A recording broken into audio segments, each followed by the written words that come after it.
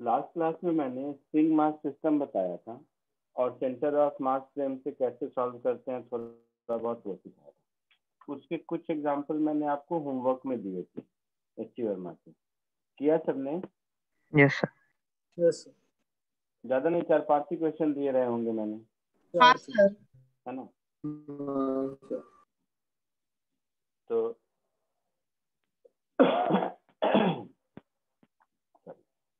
तो वो जो 4-5 क्वेश्चन दिए थे मैंने, उसमें कुछ डाउट है किसी को?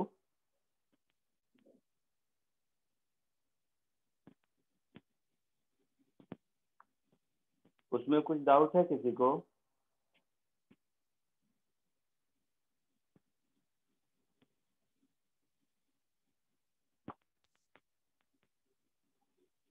आवाज आ रही है? Yes sir. सर। सर हाँ, तो मैंने कहा जो 4-5 क्वेश्चन दिए थे उसमें डाउट है किसी को?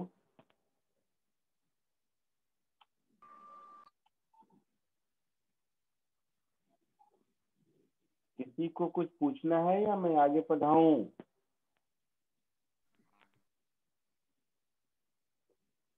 सर डाउट नहीं है। डाउट नहीं, वेरी गुड। नहीं है सर। हाँ नहीं है सर। हाँ, नहीं तो बोल दिया करो, मुझे डाउट हो जाता है कि तुम लोगों को सुनाई दे रहा है नहीं दे रहा और कुछ नहीं। ठीक है, होना भी नहीं चाहिए क्योंकि तुम एग्जैक्टली जो पढ़ाया था सिमिलर क्वेश्चन ही वही सब था, है ना? Yes sir. तो बेसिक मेथड और ट्रिक दोनों से सॉल्व करने की कोशिश किया। Yes sir. Yes sir. Good. तो उसके और भी क्वेश्चन मिलेंगे, जब मैं असाइनमेंट दूंगा तो उसके बहुत सारे क्वेश्चन मिलते जाएंगे, but for time being theory सीखने के लिए उतना क्वेश्चन सफिशिएंट है। ठीक है, आज हम लोग पढ़ेंगे इम्पल्स। नाम सुना है इम्पल्स का? Yes yes sir. Sir. Yes क्या सर। होता है?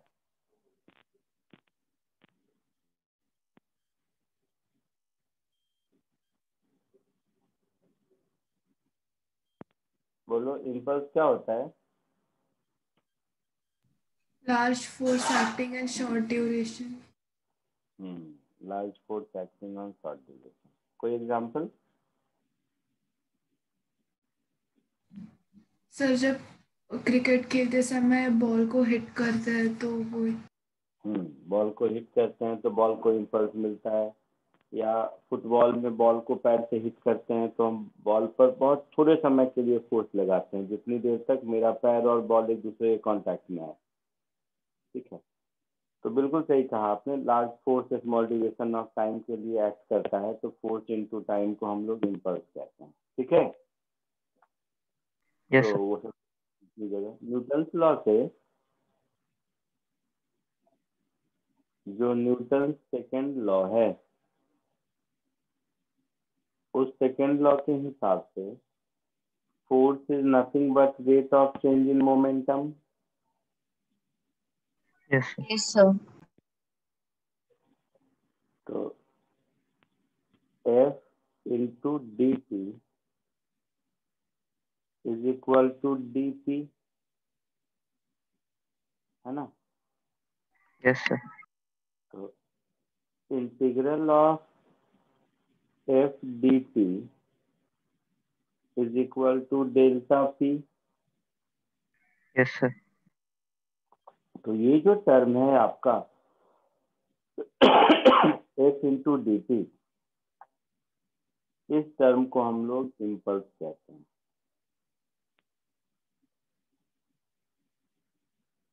कॉमन सेंस है, ये इम्पल्स वेक्टर क्वांटिटी होगा, यस सर। है ना?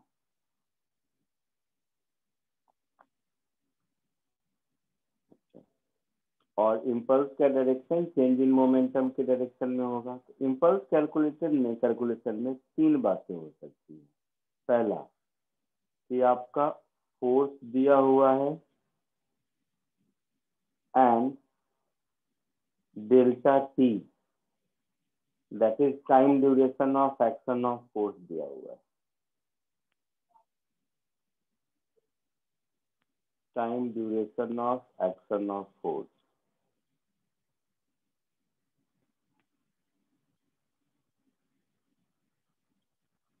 तो उस केस में जो इम्पल्स हमारा होगा वो एफ इंटू डेल्टा टी होगा, है ना। Yes, sir. दूसरी पॉसिबिलिटी हो सकती है कि अगर आपके पास इनिशियल एंड फाइनल मोमेंटम दिया हुआ है,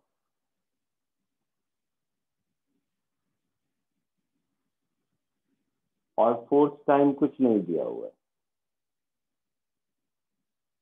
इनिशियल और final momentum of the system दिया हुआ है, तो उस केस में जो इम्पल्स होगा वो final momentum minus initial momentum होगा। ऊपर अभी देखे थे, Yes, sir. कॉमन सेंस है। तो इस कॉमन सेंस का नाम है impulse momentum theorem. That is impulse imparted to a system is always equal to change in momentum। ठीक है। थर्ड पॉसिबिलिटी हो सकती है कि आपको कभी कभी फोर्स वर्सेस टाइम ग्राफ दिया हुआ हो। इफ फोर्स वर्सेस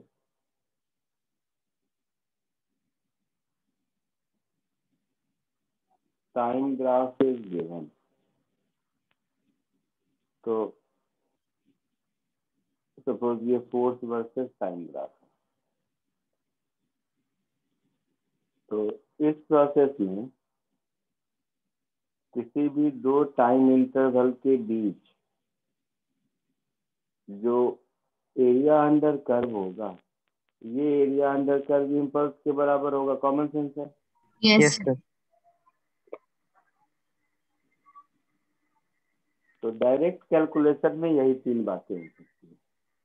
तो जल्दी से इसको कॉपी कर लो, फिर आगे बात।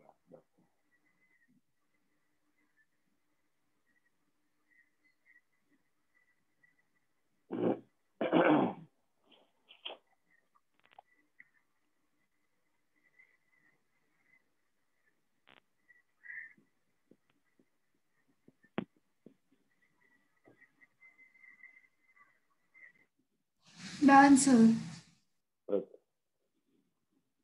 सबका हो गया। Yes, sir. 1 minute. Sir 1 minute. Sir.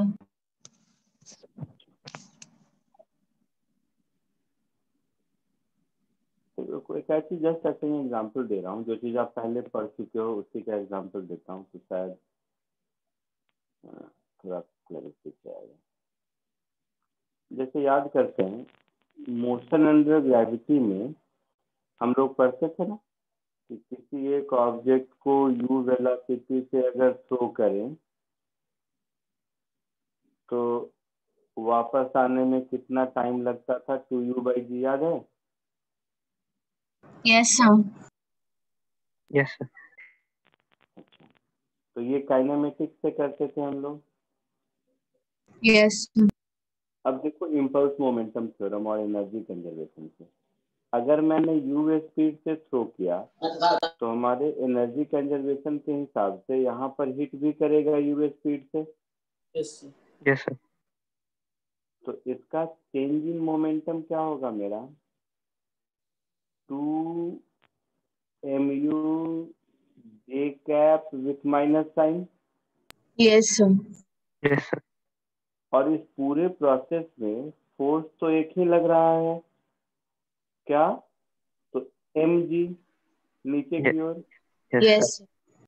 तो इम्पल्स मोमेंटम थ्योरम से अगर देखें तो -mg/j into time t is equal to -2mu। Yes, तो sir. टाइम -mu/j, तो टाइम ऑफ फ्लाइट में that two u/g। Yes, sir. समझा आप लोगों ने। Yes, sir. Yes, sir. तो आगे बढ़ने से पहले मैं कुछ एग्जांपल आपको पुराने ही बताता हूँ। तो ये एग्जांपल हो गया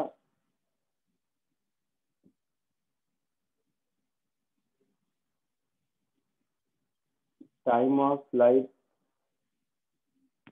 इन मोशन अंडर ग्रेविटी।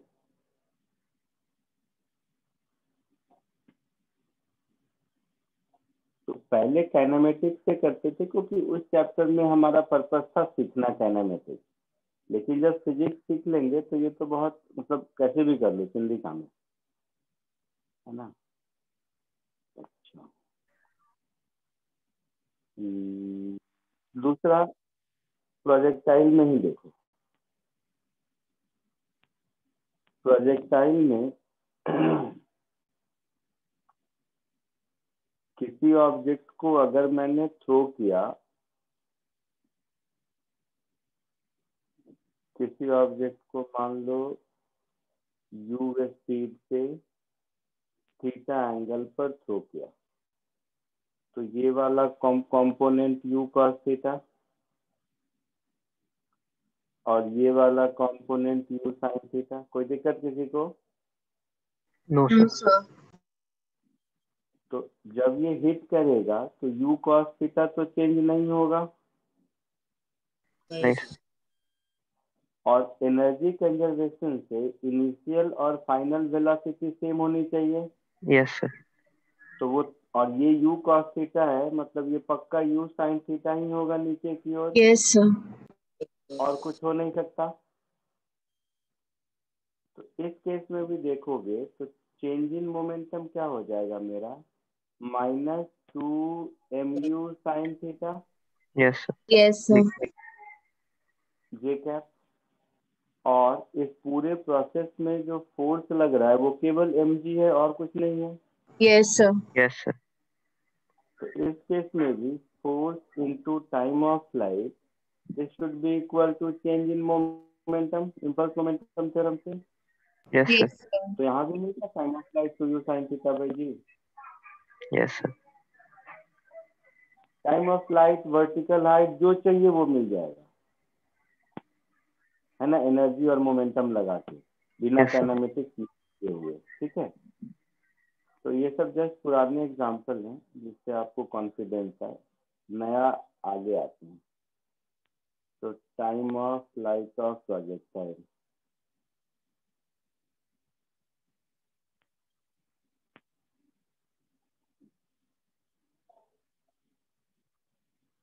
अच्छा तुम लोगों ने वो मैंने कभी बताया है कि नहीं, लॉज ऑफ मोशन में tension in the spring, acceleration, ये सब निकालते थे फोर्स का इक्वेशन लिख के।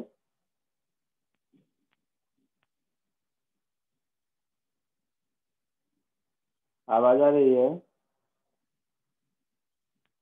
Yes, Yes. sir.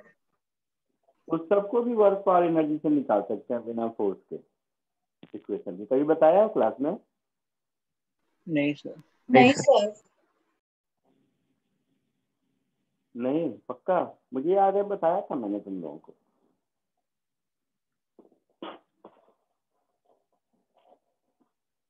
नहीं, चलो एक सैंपल दिखा देता हूँ। मतलब फिजिक्स सीखना है तो ट्राई करते रहना, हर क्वेश्चन में भी हो सकता है। सर आपने एक बार जीनियस क्लास में बताया था उसको।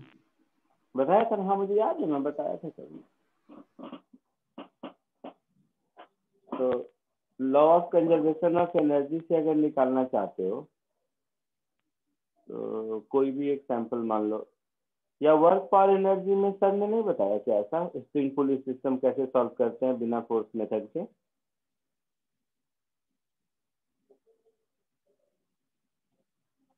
अच्छा देखो, कॉमन सेंस है इसमें।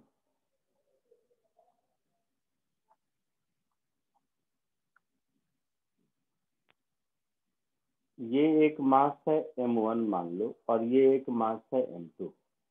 मुझे इसका एक्सेलरेशन वगैरह निकालना है तो इक्वेशन ऑफ मोशन ऐसा कुछ लिखेंगे, है ना। Yes, sir. Yes, sir. मैं एनर्जी कंजर्वेशन लिख देता हूँ। मतलब ये अगर x नीचे आया तो ये x ऊपर जाएगा, Yes, sir. उस समय इसकी वेलोसिटी अगर v नीचे होगी तो इसकी उतनी ही v ऊपर होगी, Yes, sir. है ना, है ना, बोलिए। Yes, sir. Yes, sir. तो किसी भी मोमेंट पर अगर मैं एनर्जी का इक्वेशन लिखूं तो देखिए -m2gx पोटेंशियल एनर्जी डिक्रीज किया, Yes, sir. प्लस m1gx उसका इंक्रीज किया, प्लस हाफ, दोनों की वेलोसिटी सेम है तो मैं एक ही बार ऐसा लिख देता हूँ, यही होगा। Yes, sir. और हम लोगों को मालूम है कि law of conservation of energy से एनर्जी कांस्टेंट है, Yes, sir. Yes, sir.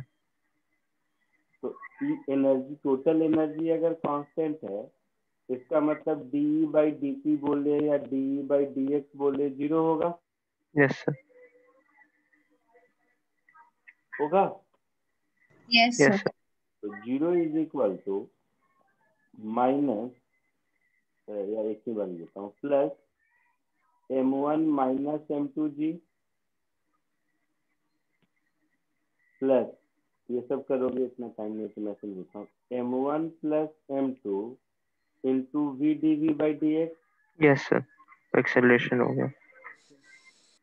है ना। तो Yes, sir. यहाँ से एक्सीलरेशन मिल गया, यही आता था अगर याद हो तो। Yes, sir. तो अरे वी हाँ. D v by d x हो गया मेरा m2 minus m1g upon m1 plus m2, ये एक्सीलरेशन हो गया, Yes, sir. Yes, sir. ठीक है।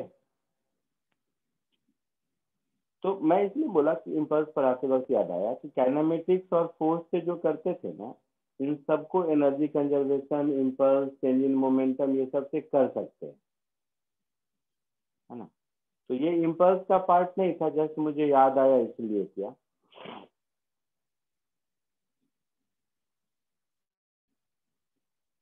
ठीक है,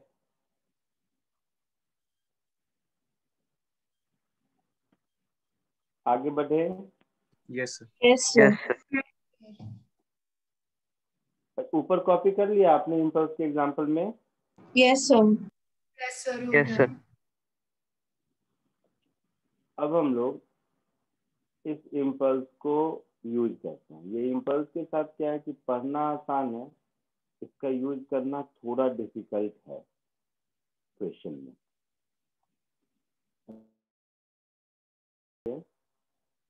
Yes, Yes, sir. Yes, sir. sir.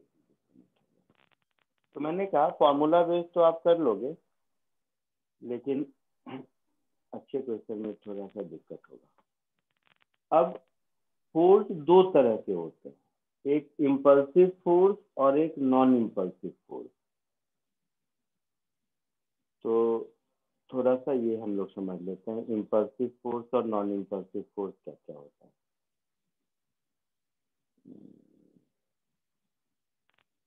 यहाँ लिखूंगा, अलग से लिखा।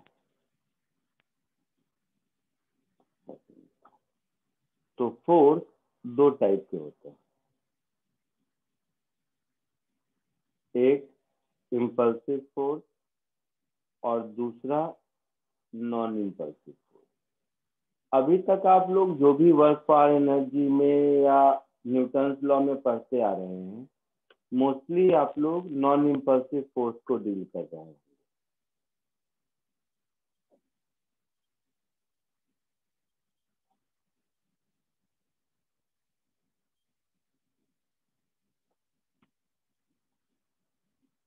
इसमें हम लोग इम्पल्सिव फोर्स को डील करना सीखेंगे आज।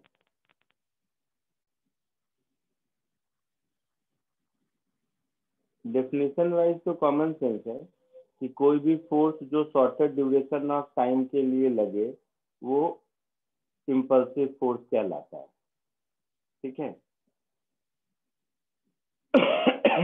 तो रिलेटिवली कोई भी हायर मैग्नीट्यूड का फोर्स अगर शॉर्टर टाइम के लिए लगे तो उसको हम लोग इम्पल्सिव फोर्स कहते हैं।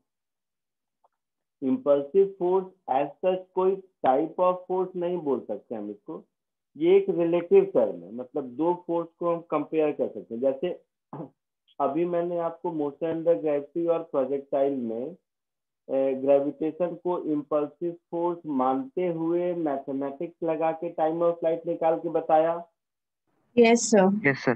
जबकि ग्रेविटेशन तो शॉर्ट ड्यूरेशन फोर्स है नहीं, जिंदगी में हमेशा लगता रहता है Yes, sir. Yes, sir. ना। तो मैथमेटिकली तो ठीक है, आप कहीं भी लगा लो किसी भी फोर्स के लिए, लेकिन इम्पल्सिव फोर्स अलग होता है, नॉन इम्पल्सिव फोर्स अलग होता है। इम्पल्सिव फोर्स और नॉन इम्पल्सिव फोर्स के बीच कोई क्लियर कट बाउंड्री नहीं है, बट स्टिल कुछ डिफरेंस है जिसके कारण इन दोनों को अलग अलग पढ़ना जरूरी है। जैसे जो नॉन इम्पल्सिव फोर्स है उसको हमेशा नॉन इम्पल्सिव फोर्स ही बैलेंस करेगा। जैसे मैं यहाँ चेयर पर बैठा हूँ तो मेरा वेट जो नीचे लग रहा है उस ये एक नॉन इम्पल्सिव फोर्स है क्योंकि हमेशा लग रहा है। इसको तुम चाहोगे कि non impulsive force impulsive force से बैलेंस करना तो नहीं कर पाओगे। मतलब कोई मुझे पीछे से एक लात मारे और कहे कि तुम्हारा एमजीएफ बैलेंस रहेगा, ऐसा नहीं हो सकता ना। नहीं sir.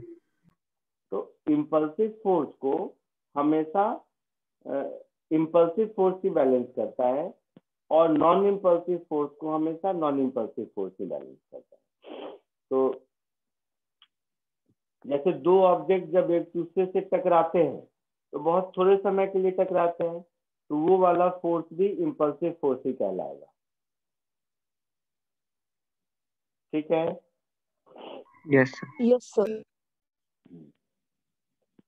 कोई भी force as such clear cut नहीं है, कोई भी फोर्स इम्पल्सिव हो सकता है, कोई भी force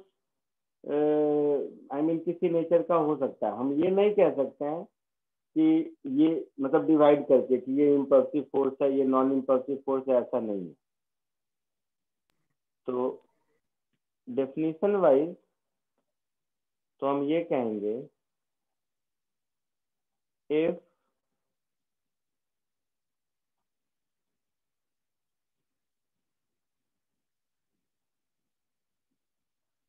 a large amount of force is acting for shorter duration of time,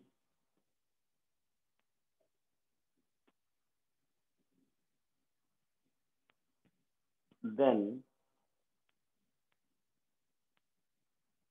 it will be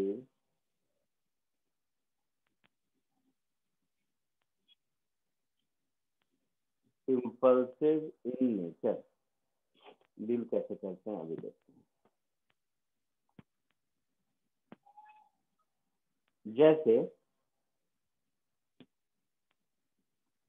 कुछ चीजें ध्यान रखो, ध्यान ये रखना है कि जैसे स्प्रिंग फोर्स पढ़ चुके हैं, ग्रेविटेशनल फोर्स पढ़ चुके हैं, तो ये हमेशा नॉन इम्पल्सिव होगा। मतलब एज ए क्वेश्चन भी पूछा जा सकता है, स्प्रिंग फोर्स कॉमा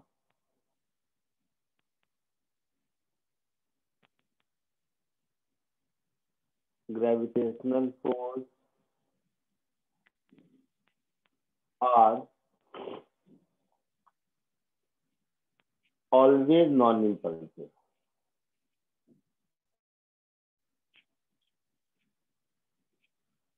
जो जो फोर्स आप पढ़ चुके हो सिर्फ मैं उसी की कैटेगरी में उतने को ही डील करते हैं क्योंकि वो सीख जाए तो काम चलेगा। दूसरा, ये जो हम लोग देखते हैं tension in the string, normal reaction,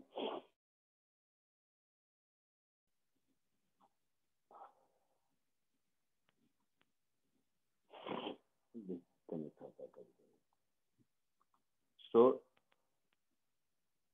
tension in the string, आवाज आ रही है? Yes, sir. Yes, sir. Yes, sir. Yes, sir. Normal reaction,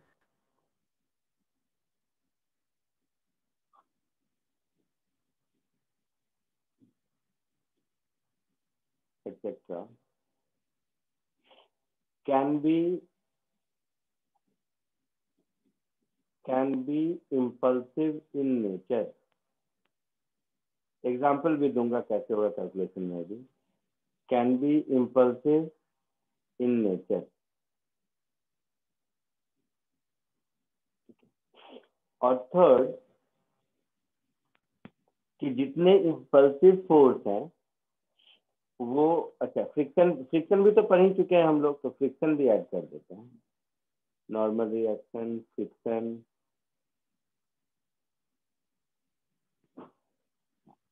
तीनों का एग्जांपल मैं दूंगा, नॉर्मल रिएक्शन का भी, टेंशन का भी, फ्रिक्शन का भी प्रॉब्लम कर दूंगा।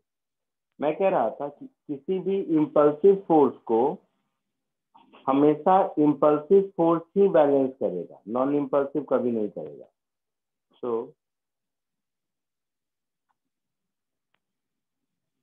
an impulsive force is balanced by an another impulsive force only.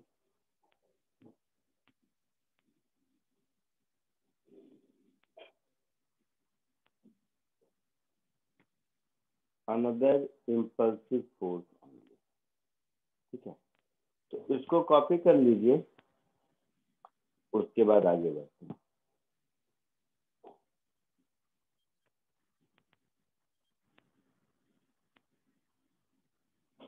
यहाँ तक तो कर चुके, यहाँ से करना है ना?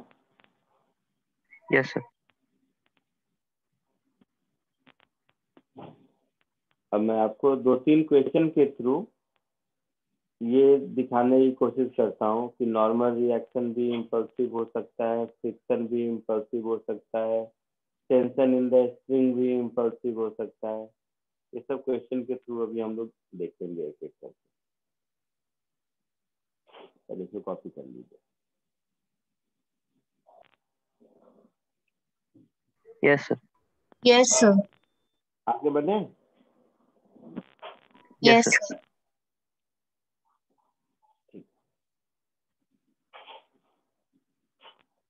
अब कुछ न्यूमेरिकल्स के थ्रू देखते हैं। सबसे पहले मोस्ट इजी न्यूमेरिकल,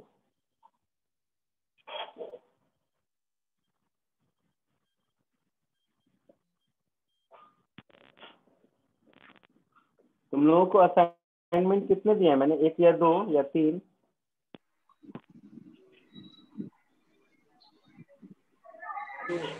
तो 2। 2 असाइनमेंट दिए हैं। ये क्वेश्चन पहले करो जरा सा।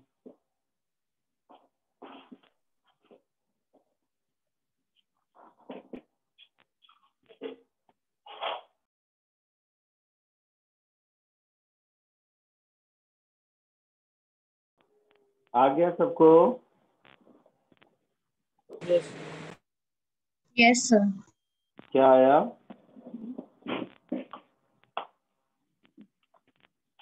क्या आंसर आया बोलिए?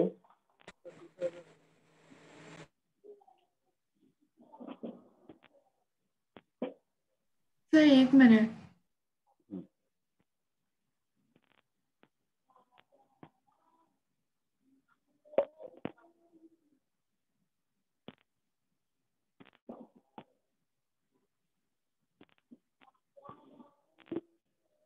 बोलो, कोई तो आंसर बताओ। सर 6.25। हाँ 6.25, very good.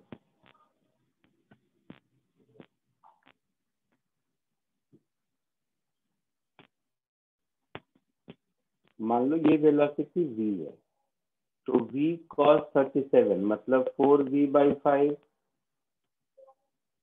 v sin 37 that is 3v/5, ऐसा होगा।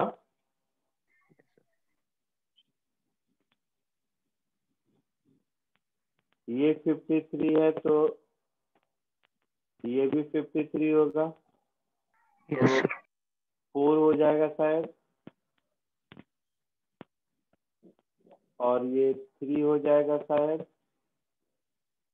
उल्टा बोल दिया मैंने, cos 53 ये 3 होगा, यस सर। ये 3 होगा, और ये 4 होगा ऐसा? Yes, sir. आपसे क्या पूछा है, find out impulse exerted on the floor. तो देखो बॉल, फ्लोर, ये कोई भी इम्पल्स एक दूसरे पर लगाएगा तो ये फ्लोर बॉल पर ऊपर लगाएगा और ये बॉल इस फ्लोर पर उतना ही इम्पल्स नीचे लगाएगा, यस सर। है ना। इम्पल्स मोमेंटम थ्योरम से ये इम्पल्स चेंज इन मोमेंटम के बराबर होगा, है ना। है Yes, sir. ऐसा, यस सर। इम्पल्स का x कंपोनेंट 0 है, इसका मतलब है कि मोमेंटम का चेंज का x कंपोनेंट 0 होगा, यस सर। मतलब 4 इज इक्वल टू 4v/5 होगा। 4 नहीं, 3 इज ये इक्वल होगा ना sir. 3 is equal to 4v/5 होगा, ऐसा कुछ। Yes, sir. तो v की वैल्यू हो जाएगी 15/4 मीटर पर सेकेंड, हो जाएगी। Yes sir. तो इम्पल्स अलोंग y क्या हो जाएगा, change in momentum along y के बराबर। तो y में फाइनल मोमेंटम है मास इंटू 3v/5 ऊपर की ओर, और इनिशियल मोमेंटम है 4m इंटू 4 नीचे की ओर, तो प्लस m इंटू 4 ऐसा हो जाएगा। मास है 1 kg, तो 3v/5 प्लस 4, v की वैल्यू 15/4 पुट कर दीजिए, तो 3 इंटू 15/4 अपॉन 5 प्लस 4 ऐसा होगा। Yes sir. Yes, sir. 5 3 जा 15, तो 9/4 प्लस 4, तो 9/4 प्लस 4, 4 4 जा 16, 9 25, 25/4 दैट इज 6.25 न्यूटन सेकेंड। ये हमारा आंसर होगा। आया समझ में सबको। Yes, yes sir. सर। तो ये जो एग्जांपल है, ये एग्जांपल आपको इम्पल्सिव नॉर्मल का लगा। Yes, ball sir. और ग्राउंड के बीच जो नॉर्मल रिएक्शन Yes, है sir. वही ये रहा है ना। Yes sir. तो ये जो एग्जांपल है, ये एग्जांपल है इम्पल्सिव नॉर्मल का, क्योंकि ग्राउंड ऑब्जेक्ट के साथ थोड़े टाइम के लिए कांटेक्ट में रहा, तो ग्राउंड ऑब्जेक्ट पर जो नॉर्मल फोर्स लगाया वो नॉर्मल फोर्स इम्पल्सिव नेचर का था। आगे बढ़ूं? Yes, sir.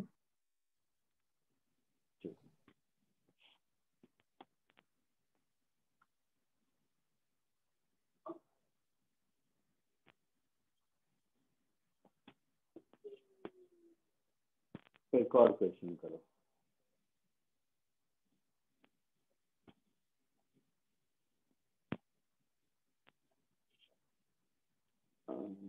Question number 2।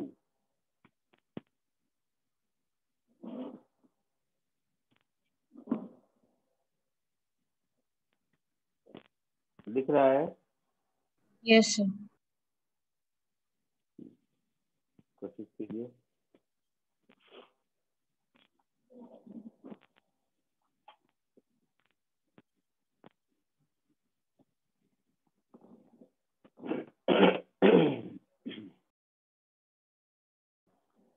आया आंसर सबको?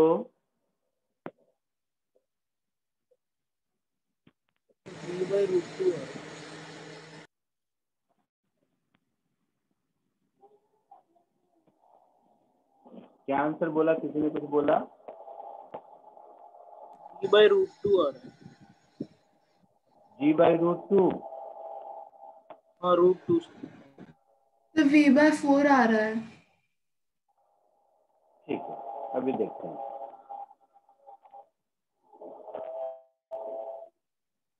सुनो सब, ऐसा हो सकता है कि इस क्वेश्चन को ओरली सॉल्व कर ले, तो मैं सॉल्व करने जाऊंगा तो आपको लगेगा अरे सर बेकार इतना मेहनत कर रहे हैं, ऐसे नहीं कर लेंगे, लेकिन ये सीखने के लिए इम्पोर्टेंट है, क्योंकि थोड़ा सा भी कॉम्प्लिकेटेड क्वेश्चन होगा, धीरे धीरे मैं ही अभी दूंगा, तो फिर अगर प्रॉपर मेथड से नहीं जाएंगे तो आपको दिक्कत हो जाएगी। देखिए ध्यान से सुनो, एक एक वर्ड इंपॉर्टेंट है। इस पैन का मास भी स्मॉल एम है, इस ब्लॉक का मास भी स्मॉल एम है, तो सिस्टम इक्विलिब्रियम में रहेगा। यस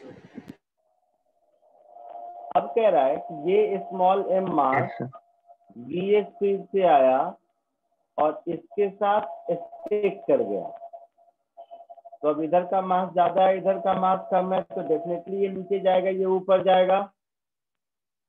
यस तो सिस्टम का मुझे बताना है इक्विलिब्रियम, सॉरी स्पीड, हाँ इक्विलिब्रियम स्पीड। ध्यान से देखो, नाम दे देते हैं कुछ, इसका नाम ए दे देते हैं, इसका नाम बी दे देते हैं और इसका नाम सी दे देते हैं, और सिस्टम का वेलोसिटी फाइनली कुछ मान लो यू वेलोसिटी मान लेते हैं, तो इधर की फाइनल वेलोसिटी भी यू है और इधर की फाइनल वेलोसिटी भी यू है, ठीक है, और यही yes यू sir, ढूंढना है। यस सर तो क्या ढूंढना है, क्लियर हो गया? yes sir, अब सब देखेगा ध्यान से, ए का फ्री बॉडी डायग्राम में बनाया, बात बहुत छोटा है लेकिन तुम लोगों को लगेगा कि सर क्या कर रहे हैं। ए का फ्री बॉडी डायग्राम बनाया, तो ए पर बी का इम्पल्स ऊपर होगा, लेकिन भी J1,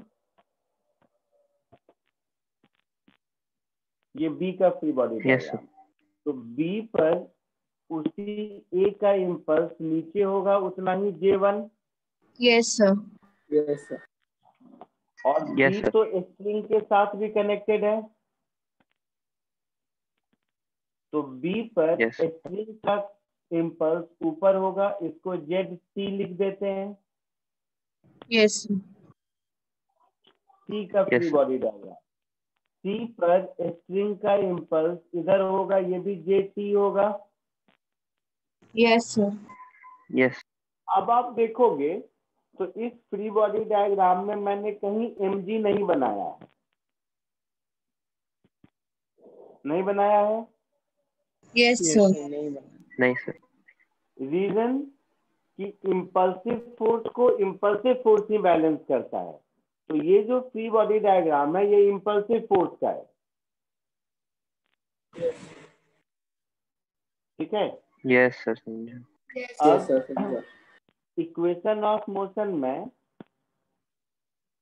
पहले सी का लिख देता हूँ, सी का सबसे आसान है। सी की इनिशियल वेलोसिटी 0 है, ऊपर यू है और स्ट्रिंग का इम्पल्स ऊपर लग रहा है, तो मैं सीधे लिख दूंगा JT is equal to MU, लिख दूंगा। yes sir, Yes, sir. B का फ्री बॉडी डायग्राम उससे उसी के जैसा है, इनिशियल 0 और फाइनली यू नीचे है, तो मैं लिखूंगा J1 minus JT is MU। Yes, sir. ये free yes sir, body diagram, ये बी का इक्वेशन ऑफ मोशन है, ये एक सी का इक्वेशन ऑफ मोशन है, ठीक है। अब ए का इक्वेशन ऑफ मोशन जरा ध्यान से देखना, हो सकता है समझने में आपको दिक्कत हो। J1 को मैं लिखूंगा, ए पर इम्पल्स ऊपर की ओर लगा है Yes, sir.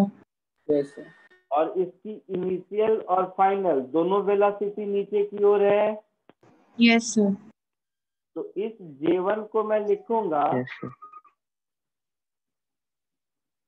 MV minus MU। सोच के बताओ तो ऐसा लिखेंगे, yes sir, Yes, sir. Yes sir कोई डाउट किसी को? सर ये आप वापस बता सकते सही हैं sir, एक बार? ए पर J1 इम्पल्स ऊपर लगा, यस सर। तो ए का अपवर्ड डायरेक्शन में चेंज इन मोमेंटम J1 होना चाहिए। Yes sir. ए का डाउनवर्ड डायरेक्शन में चेंज इन मोमेंटम कितना है? mu minus mv। Yes sir. तो अपवर्ड डायरेक्शन में उसका उल्टा होगा, इसीलिए mv minus mu। Okay sir, आ गया समझ में। सबको क्लियर है ये? Yes, sir. अब 2 और 3 को ऐड कर दो तो J1 कैंसिल हो गया। ये क्या कर दिया मैंने 2 में, यहाँ J3 होगा। अच्छा, तो फिर 2 3 को नहीं, फिर 1 और 2 को ऐड कर दो। नहीं, मैं तो कह रहा हूँ, हाँ 1 2 को ऐड कर दो और 3 को सब्ट्रैक्ट कर दो तो 0 हो जाएगा। Yes, sir. 1 yes sir. Plus 2 J के सारे टर्म चले जाएंगे, जैसे J1 बच गया, -3 ऐसा कर दूं। Yes, sir. इधर हो गया मेरा 0, इधर हो गया 1 plus 2 2mu minus mv plus mu, ऐसा। Yes sir. तो u is equal to v/3 answer.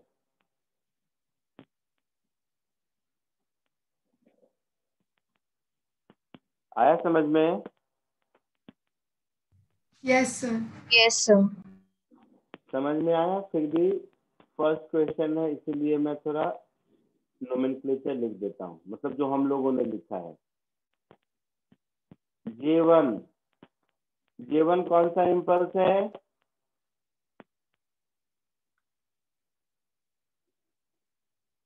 Impulse between A and B, है ना? Yes sir. Yes, sir. JT impulse imparted by string या टेंशन, जो भी कह लो।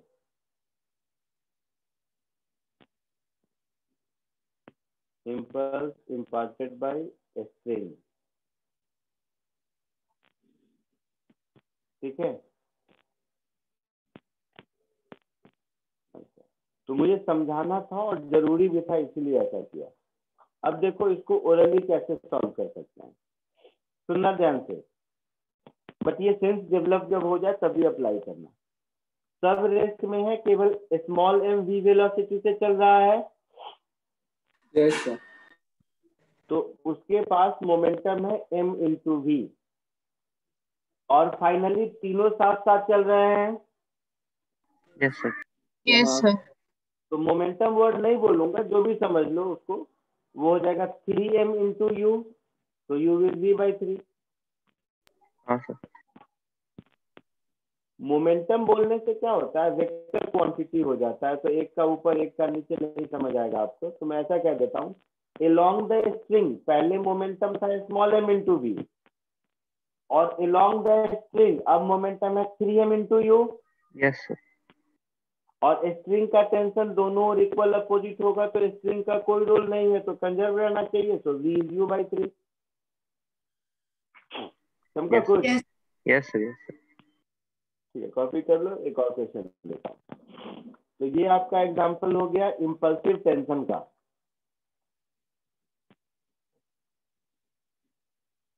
एसटीवी बुक में क्या है, इजी क्वेश्चन है, वो सब तो हो ही जाएंगे आपके,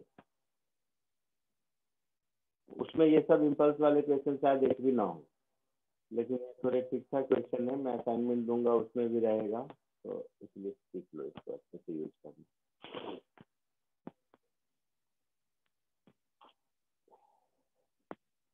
आगे बढ़े, हो गया?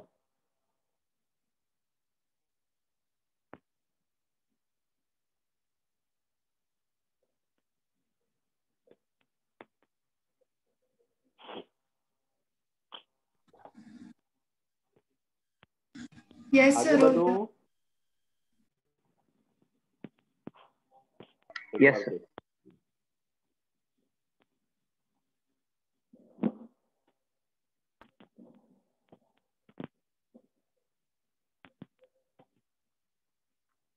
ये और फंडामेंटल क्वेश्चन है क्योंकि इसमें इम्पल्स सब निकालना है आपको। तो क्वेश्चन बहुत सिंपल है बट फंडामेंटल सीखने के लिए अच्छा है।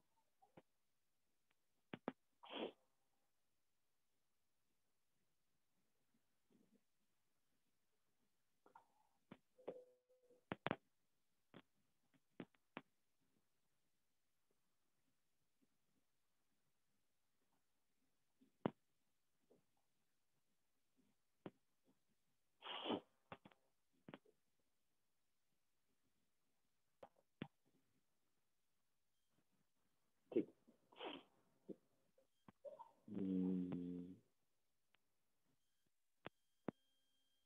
क्या क्या आंसर आया बोलिए।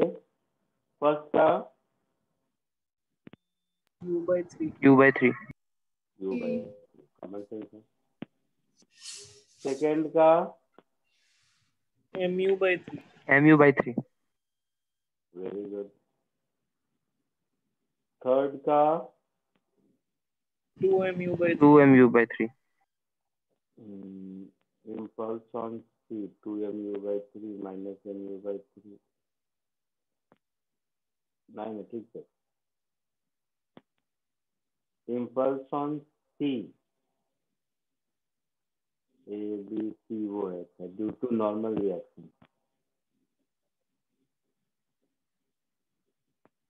तो U minus U/3 हाँ 2U/3 सही 2mu/3 Yes, sir. Yes, sir. Yes, sir. 2Mu/3. Mu/3. 2mu/3 very good. किसी को डाउट है इसमें? No, sir. पक्का? Sir, C part. सर मुझे वो इम्पल्स वाला नहीं समझ में आ रहा, मेरा MU आ रहा है answer.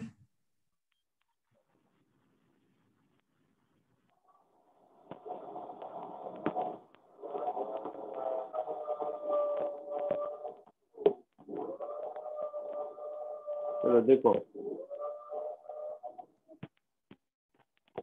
Free body diagram draw करते हैं। पहले ए का ड्रॉ करो।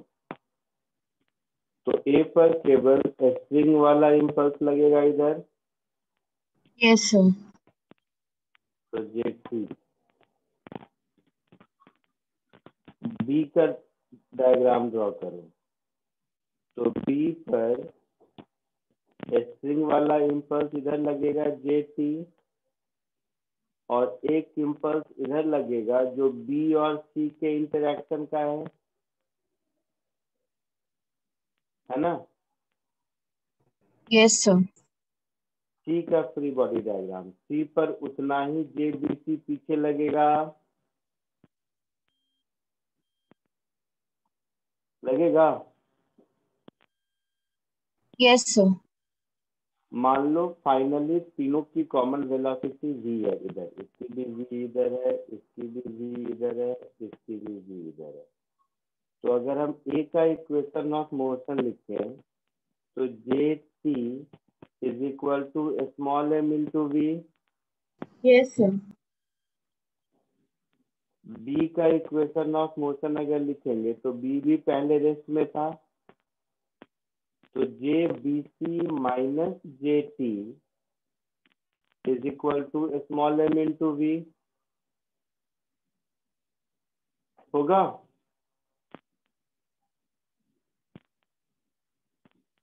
बोलो। Yes yes sir.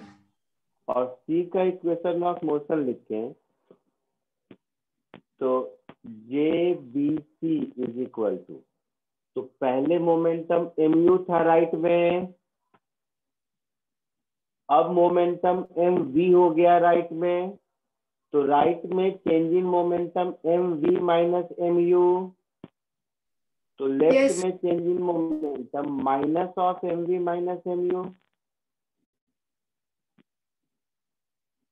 तो JBC is MU minus MV हो गया।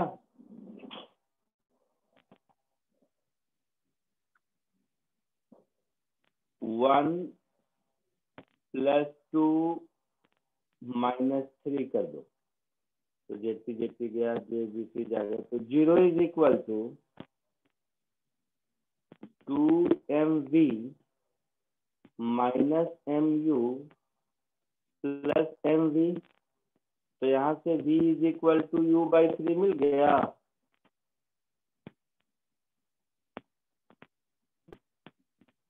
तो ये हो गया ए का आंसर, हाँ या ना? Yes sir. ए को v को 1 में पुट कर दो तो b का आंसर हो गया jt is equal to small m into v that is small m into u/3। ये हो गया b का answer. Yes sir. Impulse collision के कारण, मतलब जे बी सी चाहिए तो थर्ड में पुट कर दो तो जे बी सी क्या हो गया, v की जगह u/3 पुट कर दो तो mu माइनस mu/3 2mu/3 हो गया। और न्यूटन थर्ड लॉ से जो c होगा वही d होगा। यस सर, हो जाएगा। ठीक है, आगे बढ़ो। Yes sir. नंबर 3 के बाद नंबर 4।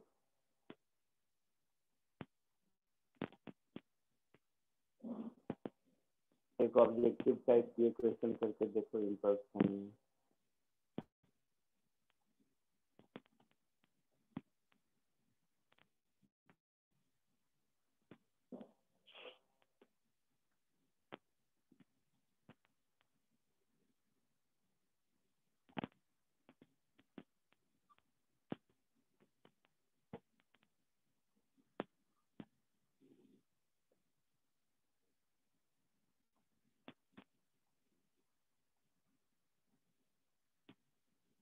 बोलिए।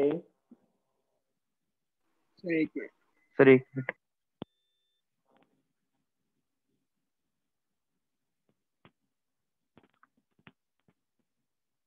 थर्ड वाले केस में तो सीधा सीधा हम बोल सकते हैं u/3 होगा। हाँ सर। Yes sir.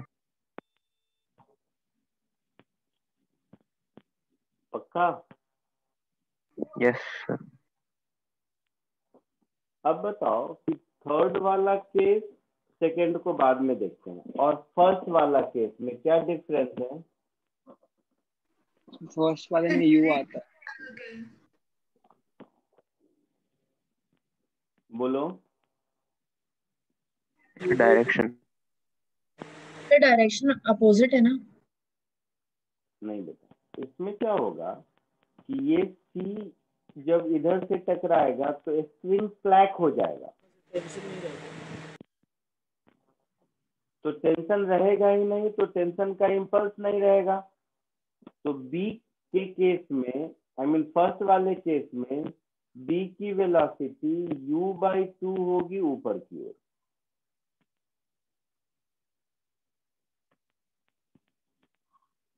समझा?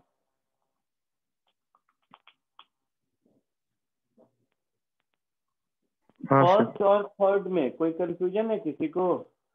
No sir. No sir.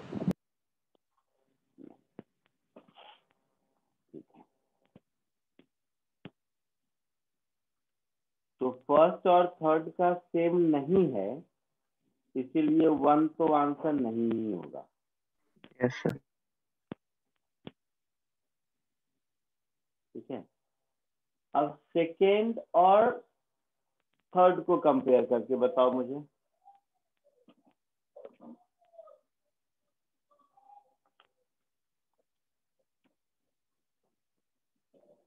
Spring force तो नॉन इम्पल्सिव हो जाता है तो। वेरी गुड, बहुत अच्छा। यही स्प्रिंग फोर्स नॉन इम्पल्सिव है। यस। Yes sir. तो कोई नॉन इम्पल्सिव फोर्स किसी भी इम्पल्सिव फोर्स को बैलेंस तो कर नहीं सकता है। यस नहीं सर। सर। तो B में u/2 नीचे होगा। यस सर, समझा। यस। है ना? Yes sir.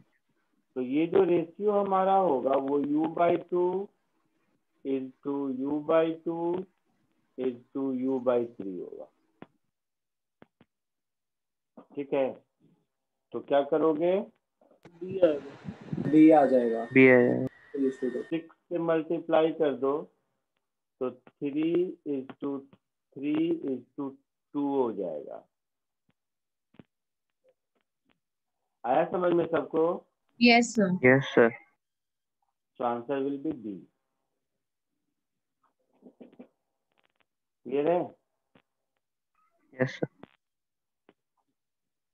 चलो एक क्वेश्चन देता हूँ, चॉकलेट क्वेश्चन है ये सॉल्व करोगे तो चॉकलेट मिलेगा।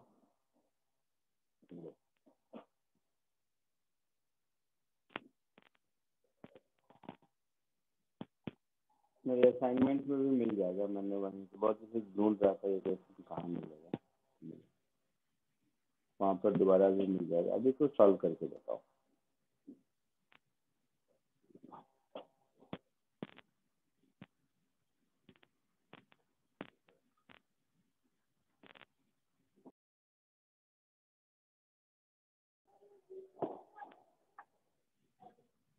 आया कुछ?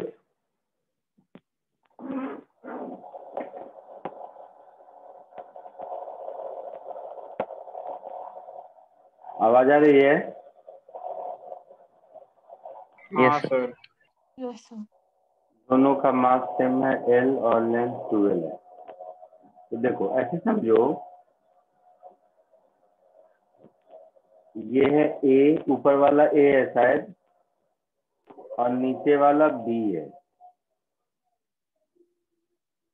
तो बी जब यहाँ था तो इसको इधर वेलोसिटी दिया, और ये डिस्टेंस स्मॉल एल के बराबर है, यस सर। Yes, sir. और स्ट्रिंग का टोटल लेंथ 12 है। Yes sir. तो जब तक ए और बी के बीच का डिस्टेंस 12 नहीं हो जाता है तब तक तो ये सीधा जाएगा। Yes sir. Yes, sir. तो जब ए और बी के बीच का डिस्टेंस 12 हो गया, अब क्या होगा, टेंशन का इम्पल्स इस पर एक्ट करेगा, जे टी कह लो, और टेंशन का इम्पैक्ट इस पर एक्ट करेगा, जे टी कह लो। ऐसा कुछ होगा? Yes sir. Yes, sir. इस पॉइंट के बियॉन्ड दोनों मूव करना शुरू करेगा, है ना? Yes sir.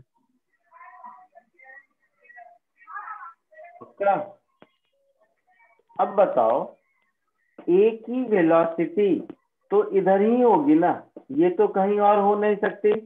Yes sir. Yes, sir. B की वेलोसिटी दूसरे कलर से, रेड कलर से ले लो, तो बी की वेलोसिटी इनिशियली इधर थी, यस सर।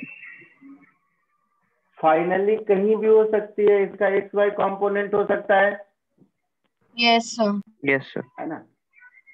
तो एक्स वाई भी ले सकते हो, बट मैं क्या करता हूँ, मैं मान लेता हूँ स्ट्रिंग और स्ट्रिंग के अलोंग वाले डायरेक्शन। ऐसा मैं तो किसी दोनों को एक्स वाई एक्सिस ले सकता हूँ ना। Yes sir. तो मैं मान लेता हूँ कि इसकी वेलोसिटी इधर की ओर वी बी, कुछ भी नाम दे दो, एक्स है, और स्ट्रिंग के परपेंडिकुलर डायरेक्शन में मान लो वी बी वाई है। तो अगर मुझे वी बी एक्स और वी बी वाई मिल गया तो वी बी की वैल्यू होगी under root v b x का स्क्वायर यस प्लस सर।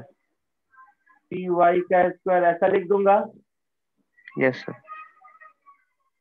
अच्छा, दूसरी चीज कॉमन सेंस, एलोंग स्ट्रिंग जब टॉट हो गया तो along the string velocity same होगी, Yes, sir. मतलब VBY की वैल्यू और VA की वैल्यू सेम होगी। Yes, sir. पक्का? Yes, sir. यहां तक किसी को कोई दिक्कत है? ये एंगल को मैं थीटा ले लेता हूं, तो साइन थीटा 1/2 मतलब थीटा हो गया 30 degree. Yes, sir. Yes sir. तो ये भी 30 डिग्री होगा, नहीं ये 30 डिग्री होगा, ये 30 डिग्री होगा। Yes, sir. तो u का कंपोनेंट इधर वाला u cos 30 that is √3u/2 Yes, sir. और u का कंपोनेंट इधर की ओर u sin 30 that is u/2। Yes, sir. तो एक्सटेंशन का इम्पल्स तो इधर लग रहा है, इधर नहीं लग रहा है, तो ये तो कांस्टेंट ही रहेगा, ये u/2 ही रहेगा। स्ट्रिंग के इम्पल्स की वजह से स्ट्रिंग के परपेंडिकुलर डायरेक्शन में तो कोई चेंज नहीं होगा। Yes, sir. हाँ सर, नहीं होगा। अब ये पूरी कहानी के बाद इक्वेशन ऑफ मोशन लिखिए। ए का मैं लिखूंगा तो JT is equal to small m into VA, एक इक्वेशन। इसका मैं लिखूंगा तो ये ए का लिखा, बी का लिखूंगा तो क्या होगा, JT is equal to small m into √3u/2 minus small m into VBY।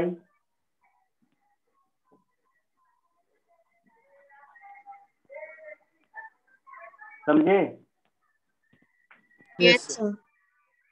Yes, sir. VBY और VA सेम है, तो मैं इसी को लिख दूंगा √3mu/2 minus small m into VA, इसको लिख दूंगा।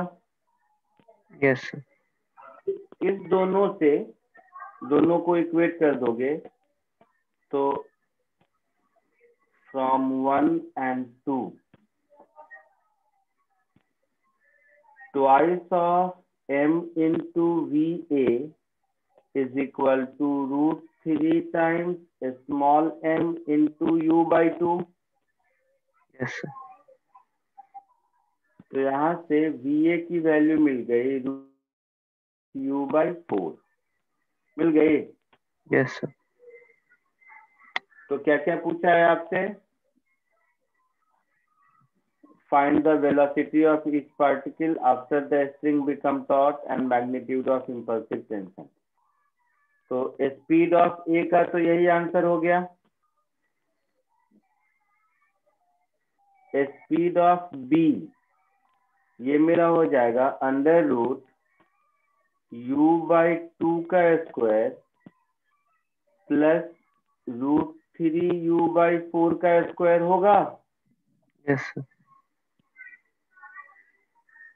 तो u बाहर रूट के अंदर 1/4 प्लस 3/16 ऐसा सही किया? हाँ, तो 4 4 जा 16, 4 प्लस 3 7, तो √7u/4 ये VB का आंसर हो गया। हाँ सर। VA की वैल्यू 1 में पुट कर दो तो JT का आंसर हो गया। JT मेरा कितना हो गया? तो √3mu/4 ये JT का आंसर हो गया। आया समझ में सबको? Yes sir. Yes sir. किसी को कोई डाउट है तो बताइए। का यस सर। यस।